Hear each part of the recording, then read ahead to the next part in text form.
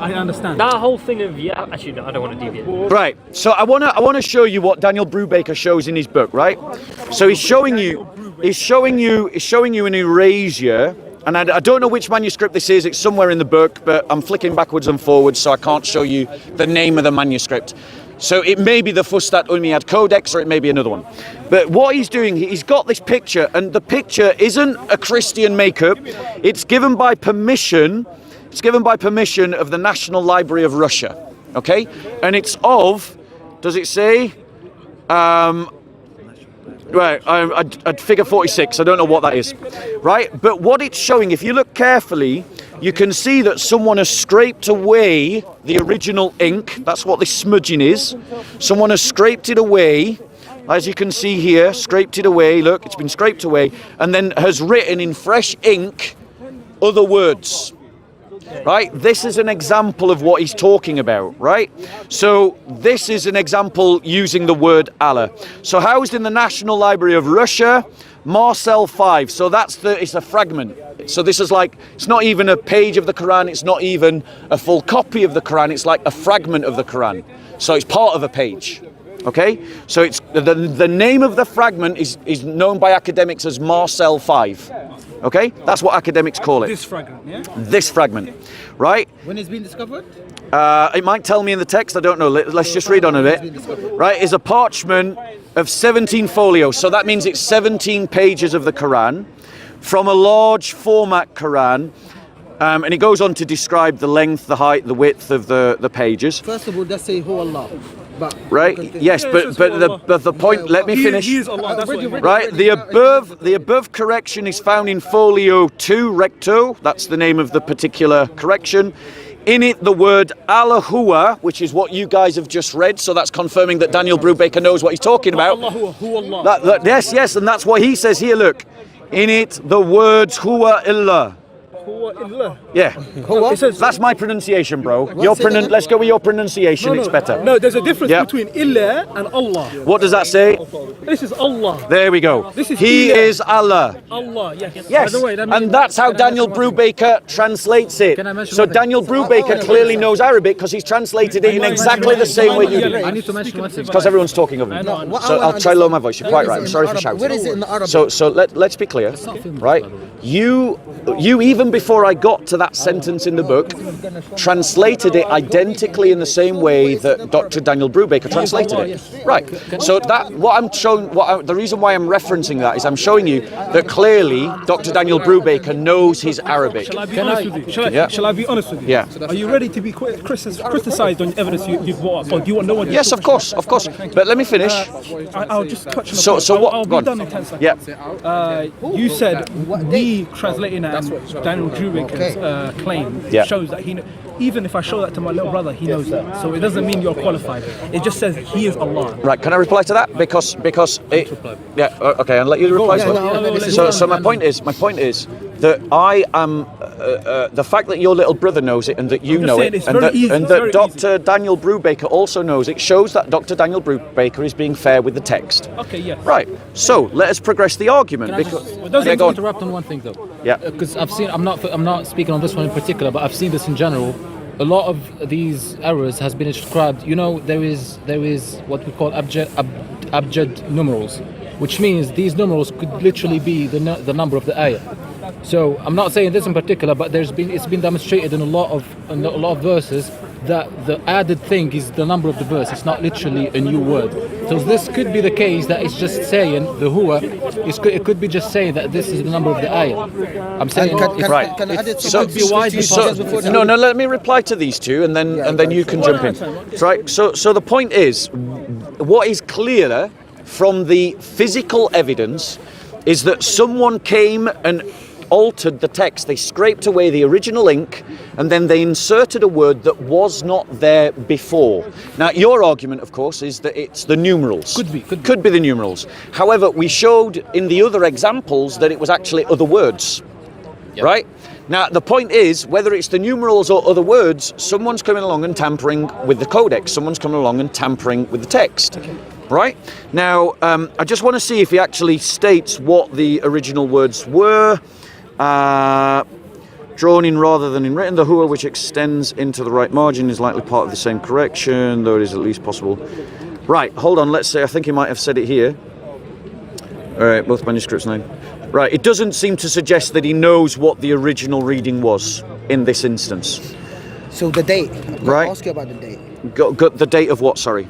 So when did he find about this? Right, so this study that he's done, Yeah. I mean, his work, his study is published, so it's very recent actually, it's in the last couple of years. The Quran has been changed. Yeah.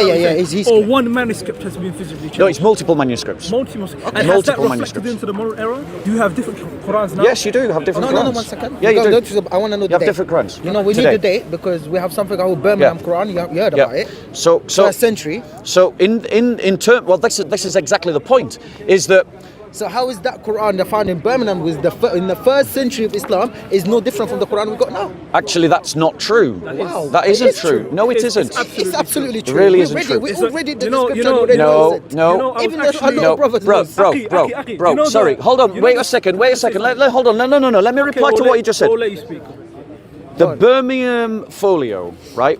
When the original interviews were given by the scholars that have control of the Birmingham Folio, right? And I actually watched that interview in real time, right, on BBC. I watched it. Right, So. and I paused it and I repeated it and I wrote it down. The quote.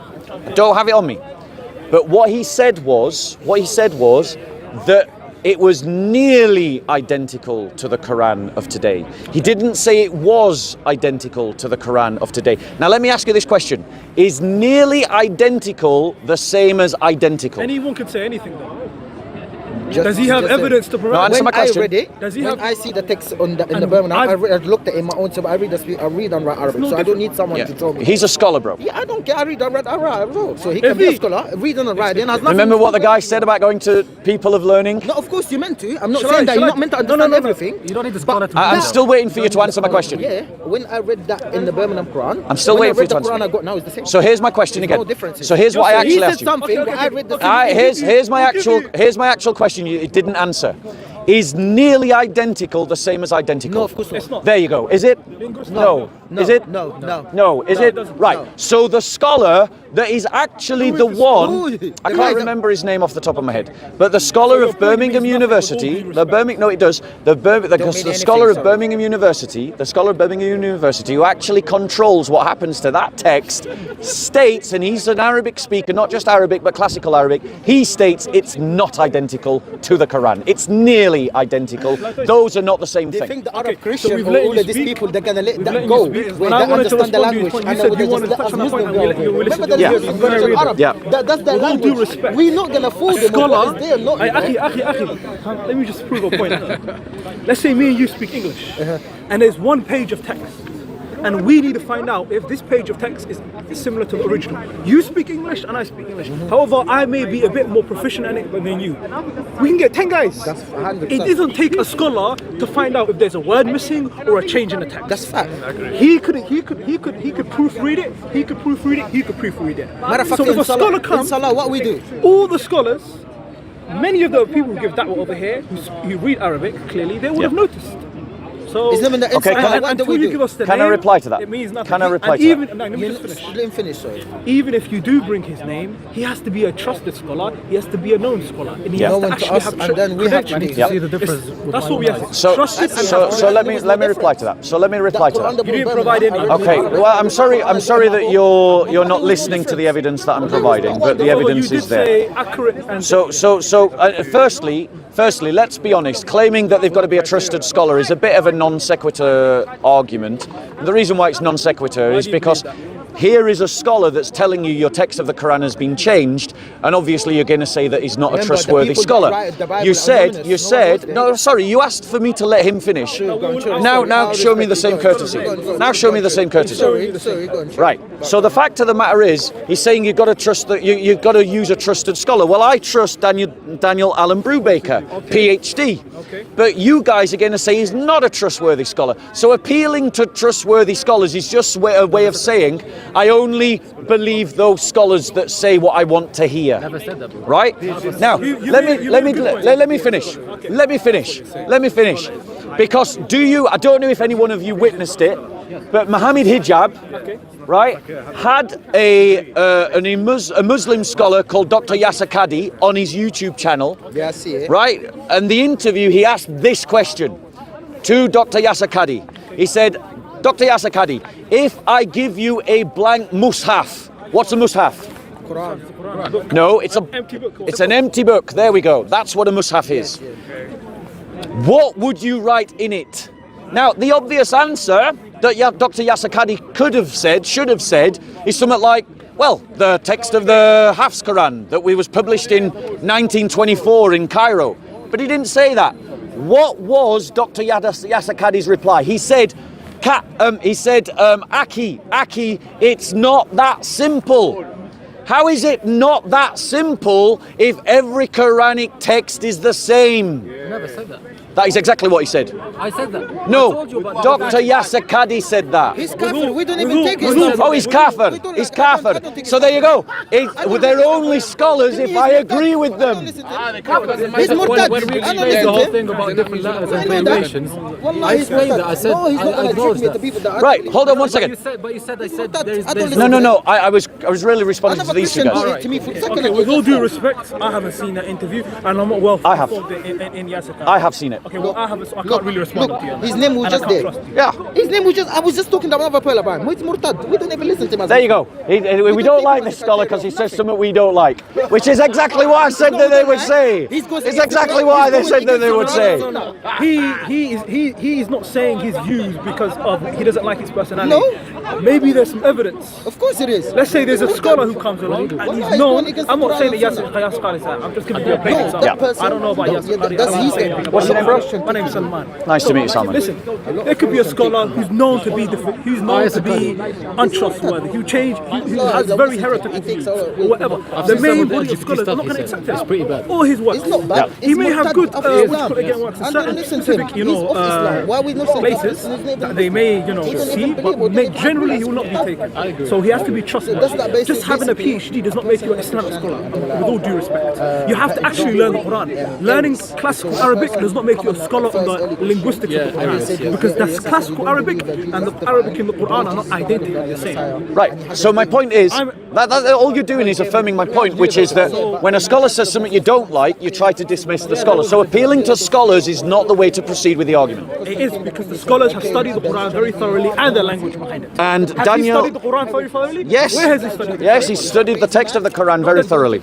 I'm saying the actual Quran. He studied the history of the Quran in its early manuscript tradition. According to what? The hadith and According to his PhD, which has to undergo a viva, which means that other scholars have to pass him on his viva for him to get accreditation. Without the viva, there's no accreditation. And that means that it wasn't just him that wrote a book, it means that other scholars agree that he is making a legitimate academic point.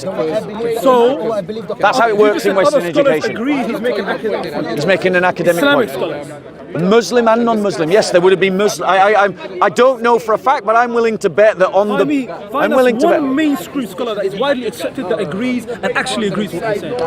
Look, well, but there you go. This is the fallacy of that I've already exposed. You're simply trying to dismiss any scholar you don't like.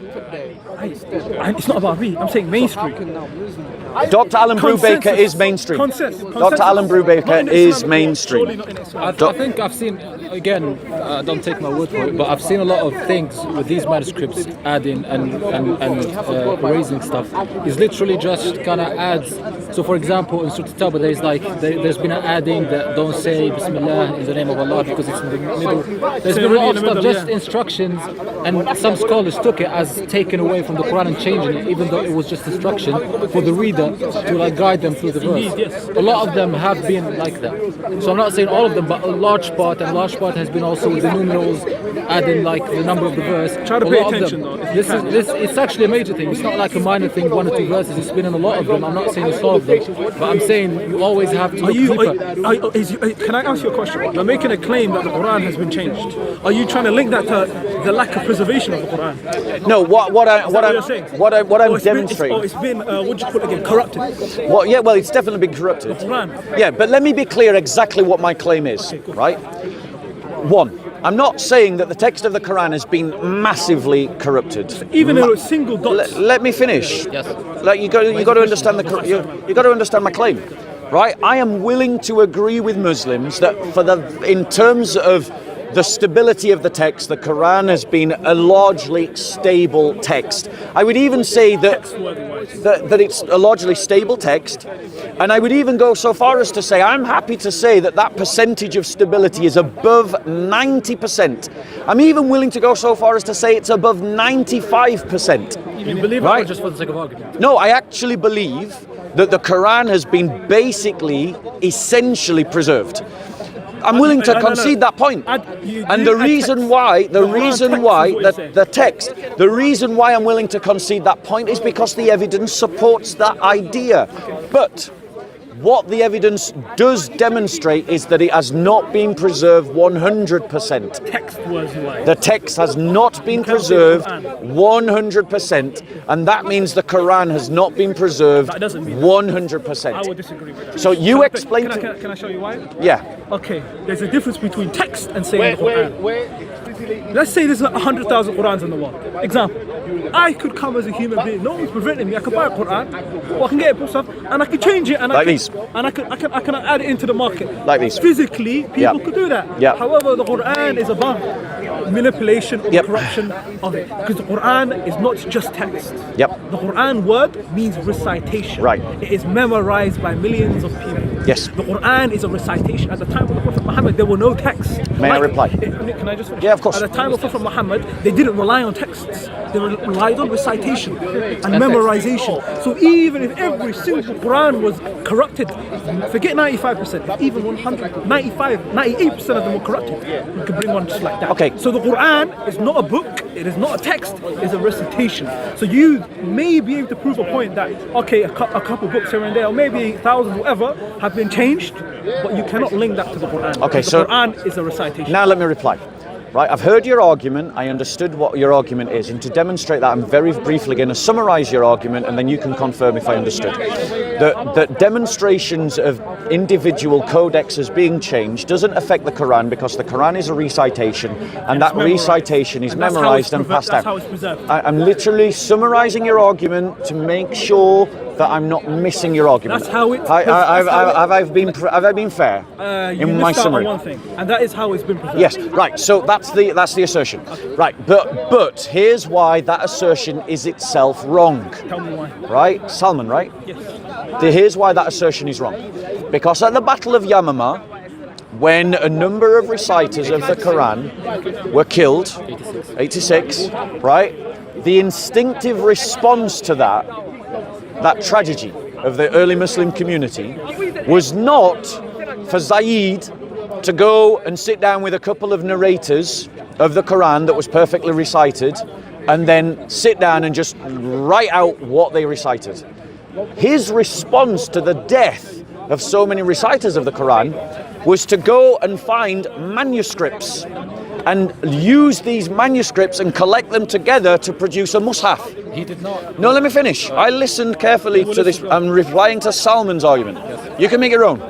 But the point is, that means that in the early community of Muslims, when the threat of the preservation of the Quran occurred, they understood the Quran as being needing to be preserved via text, in text. In other words, they didn't have the confidence that you are stating now. What you're stating is a later invention of Muslims. Muslims at the time of Muhammad, if you believe the hadiths, didn't have that confidence. Because if they did, then Zayd bin Thabit would have just sat down with 4 or 5 reciters, because he's got his witnesses then, and just write down everything that they said. But he didn't do that. He went out and he looked for fragments, bones, leaves, and then he compiled it into a mushaf. This was after Uthman. No, this was at the time of Uthman. Before his lead. Abu Bakr and Uthman both. Yeah, this is after Abu Bakr. This is at the time of Uthman, after the Battle of Yamama. Right? No.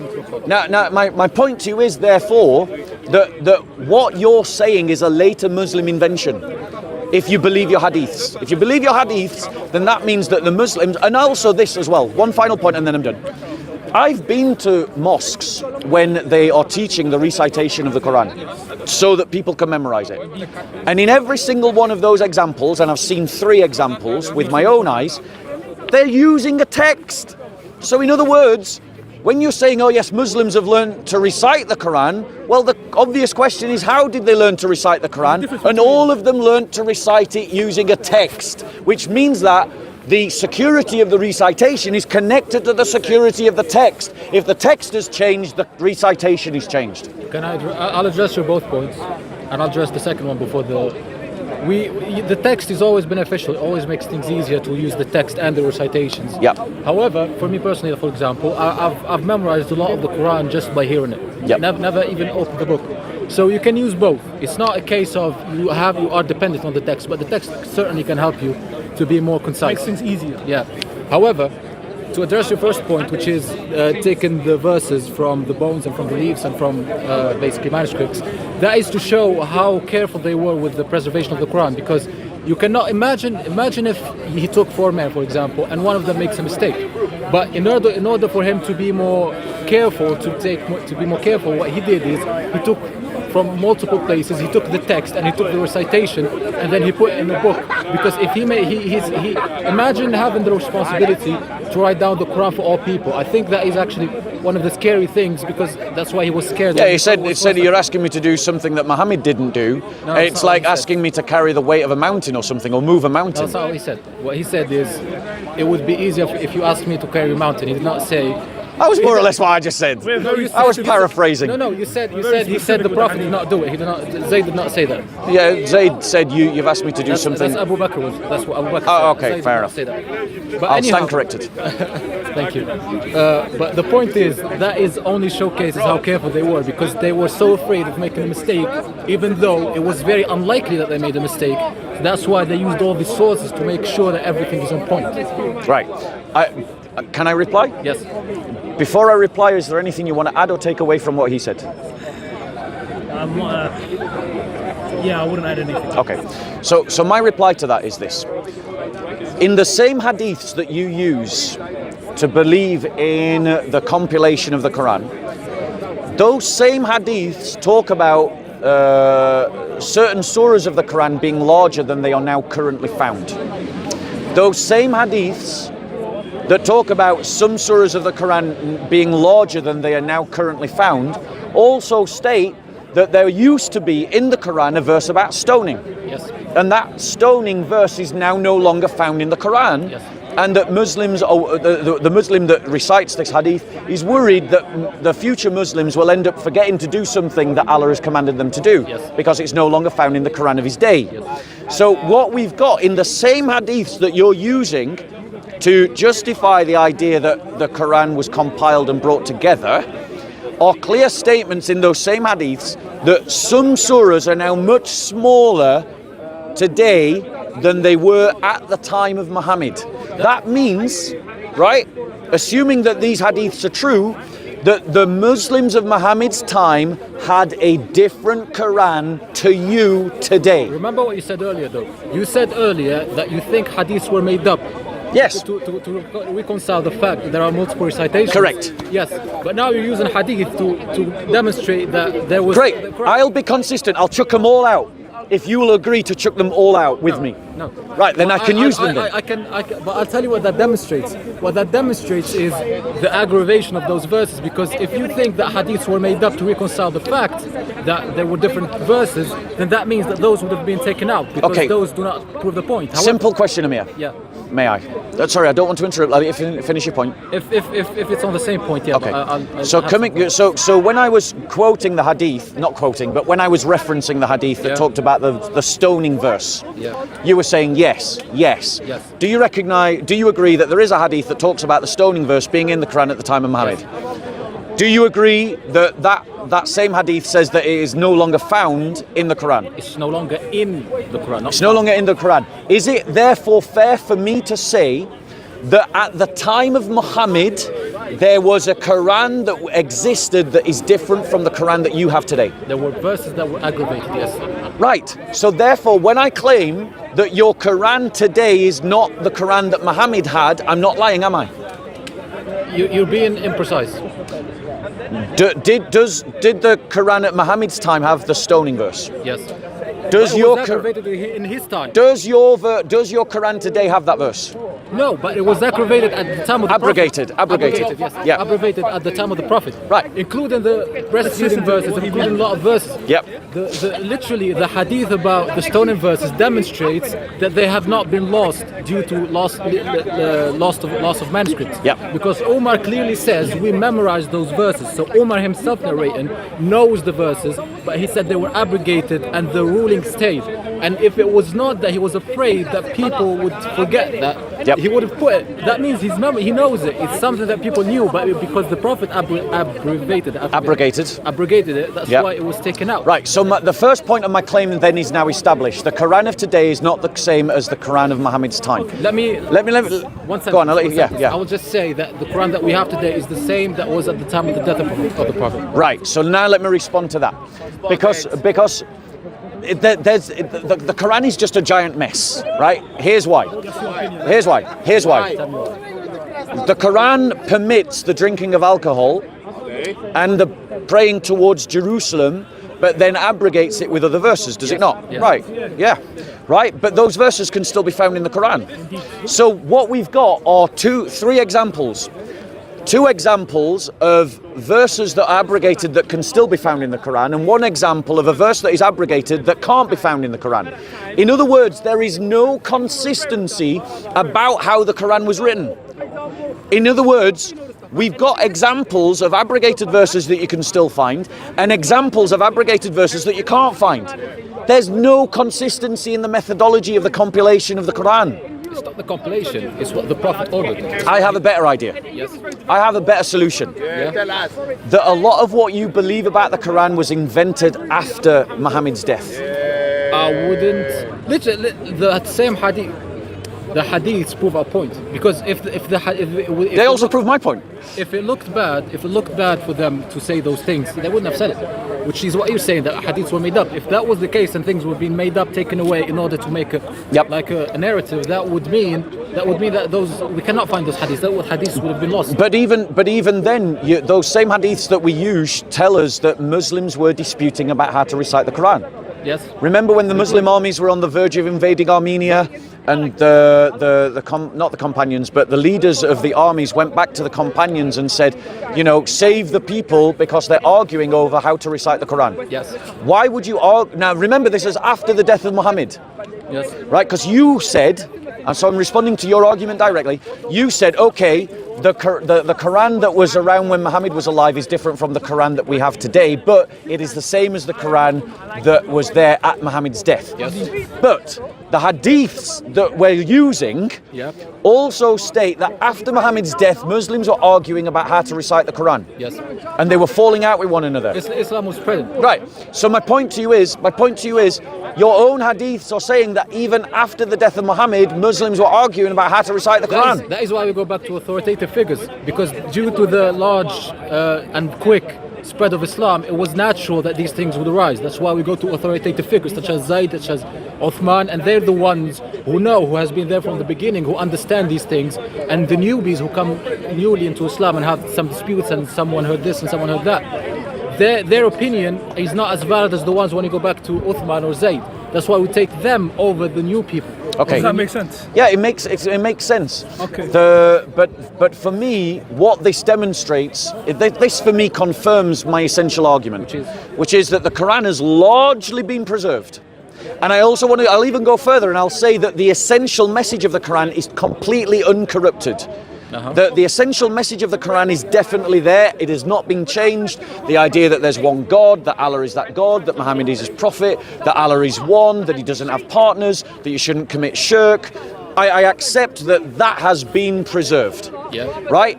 But the idea, the claim that Muslims make that the Quran has been perfectly preserved, for me, dot for dot, word for word, which is people like Zakir Naik, Shabia Ali, Ahmadidat, Mansour, Muhammad Hijab, Amir, all of these people that make that claim are wrong. The evidence supports that the Quran has been subject to small change. Text wise, and I already told you the Quran. Both text and qiraat, so both text and recitation. So Qira'at is about the dialect. Dialects. It's about the recitation. And I say the qira'ats, even the tones of recitations, let alone the words, Yeah. are preserved. And I think that's If just you go to Egypt, if Yep. you go to Saudi, if you go to, they all have different Yes. qira'ats, or maybe, I've witnessed it, yes. tones and everything. Yes. Even that. I was Yes. watching a show the other day and they were reciting the same surah, إِذَا جَاءَ نَصْرُ اللَّهِ وَالْفَتْحُ, and they were doing it in different tones. Forget dialects, the tones have been preserved. so Forget the words. right. Okay, so let me reply to that, because this demonstrates my other point, Which is? right. So Amir already knows this example, but in the Wash version of the Quran, in a particular surah and ayah, and forgive me, I don't have it on me, so I can't show you exactly where it is. It talks about the prophets or the holy men fighting in the way of Allah. Okay. But in the Hafs it says that they die in the way of Allah. Now, would you agree with me that there is a difference between fighting and dying? They are not the same thing. You can't fight and die. You can fight and die, but If you, let me just, I'll tell you how. Yeah. If you went and fought in the way of Jesus, for example, and you died, if I say you fought in the way of Jesus, that's not a lie. right. But answer me this: is fighting the same as dying? No, it's not the same. Right. So when you've got one version of the Quran that says that they fought, and another version of the Quran that says they That's the died, translator's problem. no, it's not it's in the Arabic. It's not a translation. It's not a translation. Yeah, It's in the Arabic. Both qira'ats. It's both. It's in the Arabic. both are So that means that in that particular verse, in that particular story, one version of the Quran gives a slightly different meaning than the other version of the What's the Quran. word say? used here? قاتل وانقتل قاتل وانقتل. One qutilu. Yeah, One is qutilu and qutilu one qatil. is qatilu. Yes. Yeah. Okay, but the root Yes. is the same. Even I word. remember the Arabic. But it's the same. And I remember it from reading it. Thank you. Well, we say they're both valid, they're both the same. Because what I told you earlier is these things only enrichen and add to the text, they never take away from the text.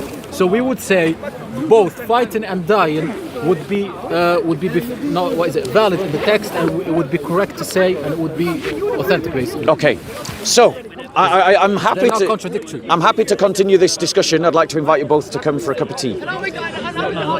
Okay, Salman, like I really appreciate talking to someone of integrity and politeness, and so I want to thank you very much, and you, Amir, for having a really friendly dialogue. I'd like to give you a gift, if I I may. have the book. I'll bring it. Well, let's go to there. I'd like to give you a gift. Okay? Yeah. Well, I mean, do you want a large gift or a small gift? Brother, make it a small gift. I'll give you a small gift then. Okay? This is just to show my appreciation.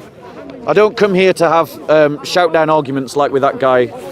I prefer to have intelligent kind of conversations.